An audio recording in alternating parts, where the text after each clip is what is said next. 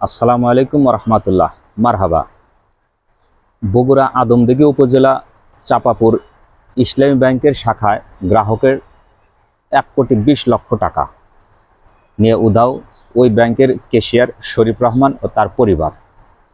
এই ঘটনার রেশ কাটতে না কাটতেই চট্টগ্রামের চকরিয়া বাজারে ইসলামী ব্যাংকের শাখার ব্যাংকের লকআপ থেকে 150 ভরি স্বর্ণ অলংকার উধাও, গায়েব।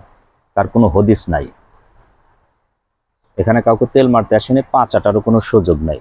রিয়াল বাস্তব ঘটনা। সংবাদটা হয়তো আপনারা দেখেছেন।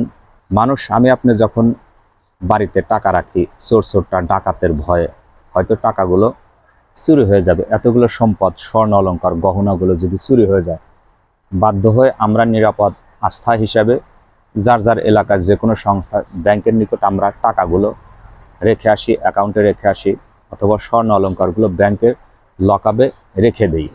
সেখানে নিরাপদ। সারা দুনিয়া উল্টা গেলেও লকআপ কখনো কারো ভাঙার উপায় নাই।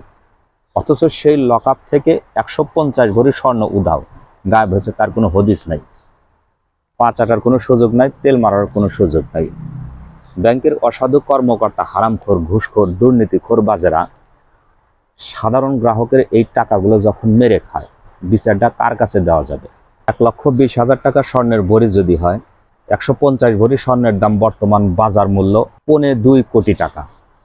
এই 2.25 কোটি টাকার এক সম্পদ একজন গ্রাহক তার লকআপে রেখে দিয়েছেন, যেন যখন যেভাবে মন চায় তখন সে গহনাগুলো নিয়ে আসেন, মাঝে মধ্যে ব্যবহার করেন, আবার সে ব্যাংকে লকআপে রেখে আসেন। বিনিময়ে সে ব্যাংকে মাসিক বাৎসরিক একটা ভাড়া দেন।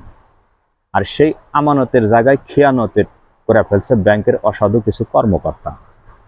এতদিন ব্যাংকের প্রতি আমরা আস্থা ছিল, ভরসা ছিল। এখানে টাকা পয়সা রাখলে কেউ কখনো মেরে দেয় না, কোনো খোয়া যায় না।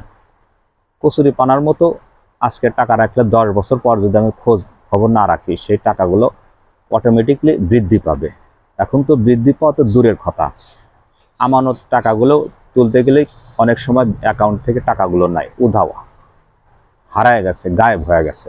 একটা নিরাপদ আস্থার জায়গা, ভরসার জায়গা, সেখান থেকে যদি সাধারণ মানুষের, গ্রাহকের টাকাগুলো এইভাবে মেরে খেয়ে উধাও হয়ে যায়, আমি আপনি টাকাগুলো কোথায় রাখবো?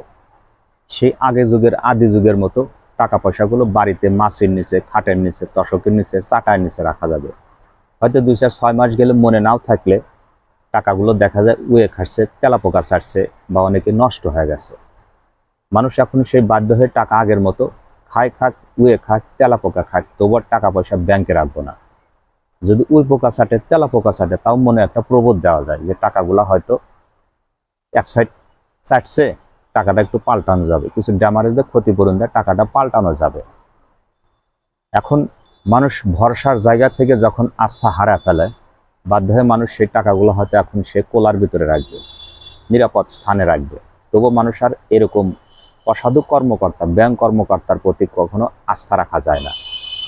নিজস্ব লকার থেকে যখন 150 ভরি স্বর্ণ একটা গ্রাহকের হারায় যায়, 1,20,00,000 টাকা একটা গ্রাহকের অ্যাকাউন্টে থেকে টাকাগুলো ক্যাশিয়ার মেরে নেয়, যখন সে চলে যাওয়ার পর তার মনে একটাই ধান্দা, সে 1,20,00,000 টাকা দিয়ে বাকি জীবন সে সেটেল হবে।